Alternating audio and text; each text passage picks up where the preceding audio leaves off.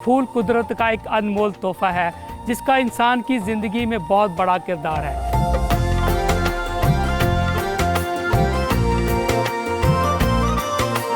हमारी तकरीब होती है तो उसे पत्तियाँ उनके ऊपर डालते हैं, उसके बाद ज़ाया हो जाती हैं, ख़त्म हो जाती हैं। हमें पता ही नहीं है कि इसको ड्राई करके जब हम अच्छे तरीके से ड्राई करेंगे, एक्सपोर्ट करेंगे, पैकिंग करेंगे तो मुल्क को कितना ज़र मुबादला मिल सकता है। एग्रीफ्लोरा पे कौन कौन से फूल जो है ना उगाए हुए हैं? Carnation, gypsophila, anthurium, stock, sunflower, aster, delphinium और इस तरह के बहुत से और कट फ्लावर्स जो है उनके ऊपर काम कर रहे हैं। ये बहुत ही एक मॉडर्न तर्ज पर एक बनाया हुआ फार्म है और इस तरह के और भी बहुत बेतहाशा फार्म है।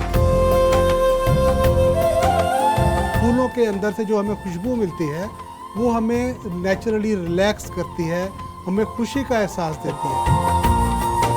कि आपके अंदर विलिंगनेस होनी चाहिए इनिशिएटिव लेने की और आपके पास स्किल सेट होना चाहिए, उसकी एक्सपर्टीज होनी चाहिए। जिप्सोफिला का हम 1 एकड़ से जो है ना 80 से 90 लाख रुपया जो है ना जनरेट कर सकते हैं। अमेजिंग। पाकिस्तान के अंदर 12-25 एकड़ भी लगे हो ना तो वो भी कम है। ठीक है, इतनी इसकी कंजप्शन जो है ना हो रही है।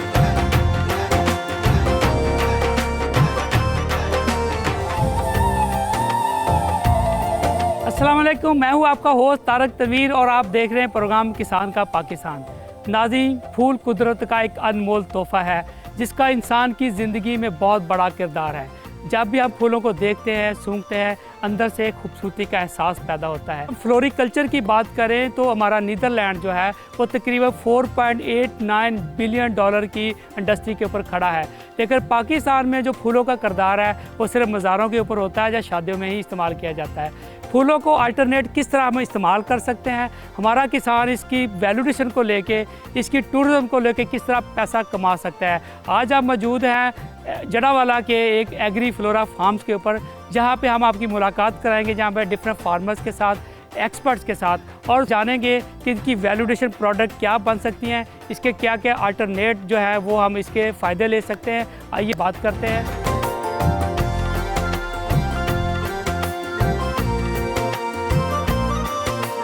हमारे साथ मौजूद हैं डॉक्टर मोहम्मद सईद साहब। डॉक्टर साहब, बेसिकली जो है हमारा ये अदारा है गवर्नमेंट का फ्लोरिकल्चर एंड लैंडस्केप इंस्टीट्यूट जो बाग जना में वाक़ है। वहाँ पे जो ट्रेनिंग भी कराते हैं और इसकी डिफरेंट फूलों की जो अल्टरनेट्स इस्तेमालात हैं उसके ऊपर भी इनकी बहुत स्पेशलिटी है। तो मैं डॉक्टर साहब से आज हम बात करेंगे, उनसे पूछेंगे कि फूलों को हम किस तरह अल्टरनेट यूटिलाइज़ किया जा सकता है। डॉक्टर साहब, थैंक यू वेरी मच। तो डॉक्टर साहब ये बताइए कि ये जो हमारी ड्राई फ्लावर अरेंजमेंट्स में किस तरह ये पाकिस्तान में इंडस्ट्री कहाँ पे पहुँच रही है और दुनिया में ये कितनी बड़ी इंडस्ट्री है जी? तो इसमें बताना चाहता हूँ कि हमारे ज़िम्मेदार भाइयों को और फूलों से शौक़ रखने वाले लोगों को, इंडस्ट्री वाले लोगों को अभी बहुत सारी ऐसी चीज़ों का पता नहीं है कि जिसके ज़रिए से हम फूलों को वैल्यू एडिशन में तब्दील कर सकते हैं। बिल्कुल सही। हमारी चीज़ें ज़ाया हो रही हैं और कुदरती तौर पर वो मतलब जो है ना उससे कोई फ़ायदा नहीं उठाया जा रहा।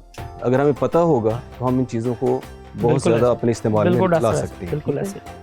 अब जो फूलों को ड्राई करना ये एक इंडस्ट्री है सारी दुनिया में।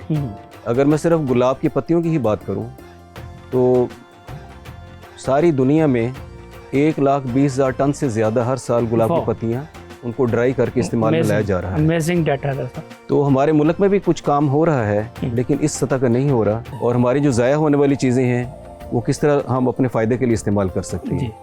तो 2 इसके ड्राई के कॉन्सेप्ट हैं। 2, एक तो यह है कि उसको डेकोरेशन के लिए इस्तेमाल करना, बिल्कुल ठीक हो गया। दूसरा है उसको कॉस्मेटिक्स और जो है ना हमारे मेडिसिनल यूज उसके अंदर इस्तेमाल करना। बिल्कुल ठीक। तो 2 तरीके से हम इससे फ़ायदा उठा सकते हैं जी। तो जो डेकोरेशन वाली चीज़ें हैं वो अलग हैं थोड़ी सी, और जो कॉस्मेटिक्स वाली और दूसरी हमारी मेडिसिनल इस्तेमाल के लिए चीज़ें हैं वो थोड़ी सी अलग हैं। कौन से फ्लावर्स हैं जो ड्राई करने के बाद एज ए उसको डेकोरेशन में यूज़ होते हैं और कौन से फूल हैं जिसको ड्राई करने के बाद एज ए मेडिसिन हम उसको यूज़ करते हैं? देखिए, हमारा सबसे ज़्यादा मेडिसिन और कॉस्मेटिक्स में इस्तेमाल होने वाला वो गुलाब की पत्तियाँ हैं। ठीक। उसमें सुरखा रोज़, हमारा जो सुर्ख गुलाब है वो सबसे ज़्यादा इस्तेमाल हो रहा है। बिल्कुल ठीक। आपको पता ही होगा टिब्बा सुल्तानपुर में और हैदराबाद में इसकी बहुत ज़्यादा तादाद में यानी प्रोडक्शन हो रही है और वहीं से लोग उसको ड्राई करते हैं, ओपन सन में ड्राई करते हैं, या जिस तरह ये हमारा ये शेड एक बना हुआ है, बिल्कुल इस तरह शेड के अंदर ड्राई करते हैं कुछ दिन और उसके बाद फिर उसकी पैकिंग करते हैं, उसको बाहर भेजते हैं। ठीक हो गया।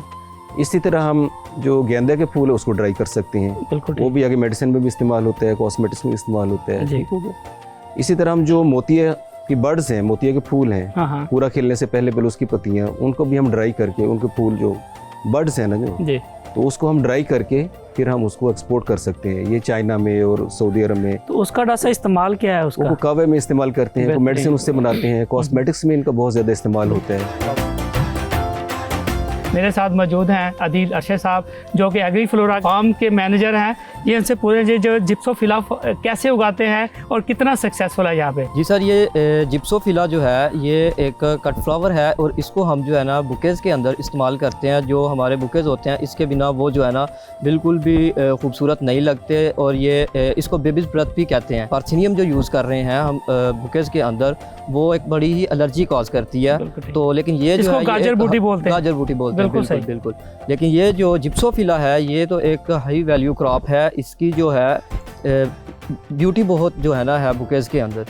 पाकिस्तान में इसका जो हमारी इन्वायरमेंट है, हमारी क्लाइमेट है, कितनी सूट करती है इसके लिए? ये आप आसान है उगाना या इजी है? बिल्कुल इजी है सर, इसको इजीली हम ग्रो कर सकते हैं। इसके लिए कोई इतनी बड़ी जो है ना वो टेक्निकल कुछ चीज़ें नहीं है। नॉर्मल जो है ना जिस तरह हम दूसरी चीज़ें ग्रो कर रहे हैं उसको भी वैसे ही ग्रो कर सकते हैं। और कब लगाई जाती है ये? इसको सर हम जो है ना जून जुलाई अगस्त में जो है ना इसको ट्रांसप्लांट कर देते हैं इसकी प्लांटिंग, और आफ्टर 3 to 4 मंथ्स इसके ऊपर फ्लावरिंग स्टार्ट हो जाती है। इसकी पर एकड़ क्या इनकम आ रही है और लोग लगाना चाहे तो किस तरह आपका जो एग्री फ्लोरा फार्म जो आपकी टीम किस तरह उनको फैसिलिटेट कर सकती है? तारक भाई, ये इसका जो है ना जिप्सोफिला का हम 1 एकड़ से जो है ना 80 से 90 लाख रुपया जो है ना जनरेट कर सकते हैं। Amazing, easily. ठीक है सर। और अगर इसके पाकिस्तान के अंदर 12-25 एकड़ भी लगे हो ना तो वो भी कम है।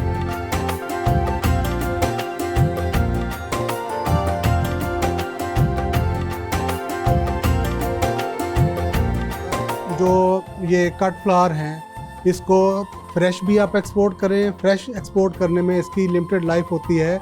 इसको आप ड्राई करके बेच सकते हैं, तो डिहाइड्रेशन की टेक्नोलॉजी मौजूद है। अब एसेंशियल ऑयल और अर्कियात लेने के लिए टेक्नोलॉजी मौजूद है। स्टीम डिस्टिलेशन इसके लिए बहुत मारूफ है, पूरी दुनिया कर रही है। जैसे अर्कियात का काम, अर्कियात हमारे माशरे में भी लोगों को कहने के शुरू दिन से ही पता है कि अर्कियात के बेनिफिट्स होते हैं। तो अर्कियात के लिए जो टेक्नोलॉजी है वो ही स्टीम डिस्टिलेशन उसको कहते हैं। उसी से हम अतर भी लेते हैं, उसी से अर्कियात लेते हैं। तो अर्कियात के लिए ये चीज़ें हो गई। अब अरक जब हमने ले लिया तो अरक से फिर हम आगे प्रोडक्ट बनाएंगे। अब गुलाब के फूलों में जो उसके बेनिफिशियल कंपाउंड्स हैं उनको आप लेके आप उससे एक बेहतरीन साबुन बनाएंगे जो आपकी स्किन को ग्लो करेगा। इसमें आपकी ये बिल्कुल न्यूट्रल होता है, स्किन को ख़राब नहीं करता। तो ये चीज़ आप कह सकते हैं। इसी तरह अतर हैं इसके, ठीक है जी। अतर, इसकी खुशबू इतनी प्यारी है कि कोई भी जो टेंशन का मरीज़ है उसके लिए इसको हल्का सा सुंघा देना, उसके कॉलर पे थोड़ी सी लगा देना, मैं समझता हूँ इससे अच्छा सुकून और कोई चीज़ नहीं हो सकती। बिल्कुल ठीक। तो ये चीज़ें हैं। आई ड्रॉप्स, सारी दुनिया को पता है कि अर्के गुलाब का जो आई ड्रॉप है ये आँखों की सेहत के लिए अच्छा है। तो बेशुमार चीज़ें हम बना सकते हैं। मेरे साथ मौजूद हैं एग्री फ्लोरा फार्म्स के जो वन ऑफ डायरेक्टर हैं, यहाँ पे पार्टनर्स भी हैं, बेहजाद रफ़ीक। ये पढ़े लिखे नौजवान हैं जिन्होंने फ्लोरिकल्चर को एक नया ट्रेंड दिया, एक नई सोच दी। और वो फूल जो हम कभी बाहर की दुनिया से पाकिस्तान में लाते थे, इन्होंने पाकिस्तान के अंदर ही उसको जो है ना उगाना शुरू किया। Thank you very much Behzad, आपने हमें यहाँ पे कॉल किया, इनवाइट किया, और आज हम फूलों की बातें दुनिया को बताने जा रहे हैं। Thank you so much Tariq साहब, आपका और आपकी सारी टीम का, जो कि आज हमारे पास यहाँ पे आए हैं और जो फूलों की दुनिया है वो पूरे पाकिस्तान को और इस दुनिया को दिखाने आए हैं कि पाकिस्तान में भी कट फ्लावर प्रोडक्शन हो रही है और एक मेगा लेवल के ऊपर, इंटरनेशनल लेवल के ऊपर जो है वो प्रोडक्शन हो रही है। अल्हम्दुलिल्लाह, आई एम प्राउडली से कि मैं एक किसान का बेटा हूँ और ये जो सारा शौक़ है ये इनहेरिटेड है मेरी वालदा की तरफ से। उनसे ये शौक़ मुझे ट्रांसफ़र हुआ। यूनिवर्सिटी ऑफ एग्रीकल्चर फैसलाबाद से मैंने तालीम हासिल की और पिछले 10 साल के अंदर हमने एग्रीकल्चर और स्पेशली फ्लोरिकल्चर के अंदर इतना काम किया है कि अल्हम्दुलिल्लाह वो सारे फ्लावर्स, वो सारे जो यहाँ पे प्रोड्यूस नहीं होते थे, बाहर से इंपोर्ट होकर पाकिस्तान में ग्रो होते थे, वो सारे सक्सेसफुली हम अपने प्रोडक्शन के अंदर ग्रो कर रहे हैं। और 2 केनाल से शुरू करते हुए अल्हम्दुलिल्लाह इस टाइम पे हम 50+ एकड़्स के ऊपर ग्रो कर रहे हैं और वो सब के सब फ्लावर प्रोड्यूस कर रहे हैं जो कि यहाँ पर होने चाहिए हमारी क्लाइमेट्स के अंदर। बिल्कुल ठीक। यहाँ पे अपने एग्रीफ्लोरा पे कौन कौन से फूल जो है ना उगाए हुए हैं? जी, एग्रीफ्लोरा फार्म्स के अंदर जी मेनली हम जरबरास के ऊपर काम कर रहे हैं। जरबरा एक पेरिनियल क्रॉप है। उसके बाद carnation, gypsophila, anthurium, stock, sunflower, aster, delphinium और इस तरह के बहुत से और कट फ्लावर्स जो है उनके ऊपर काम कर रहे हैं। और मेनली कट रोजेस के ऊपर अभी हम काम कर रहे हैं। पूरी दुनिया के अंदर नंबर 1 रोज़ कट फ्लावर है और पाकिस्तान के अंदर भी ग्रो किया जाता है, लेकिन डच रोजेस जो कट फ्लावर रोजेस है उनके ऊपर अभी हम काम कर रहे हैं। कि किस तरह हमने चीज़ें उगानी है, जो सीड से होती हैं, सीडलिंग से होती हैं, थोड़ा सा वहाँ से शुरू करें। तारिक साहब, इसमें जितनी भी कट फ्लावर्स हैं, आपको पता है पौधा जो है वो सीड से या कटिंग से जो है वो ग्रो किया जाता है।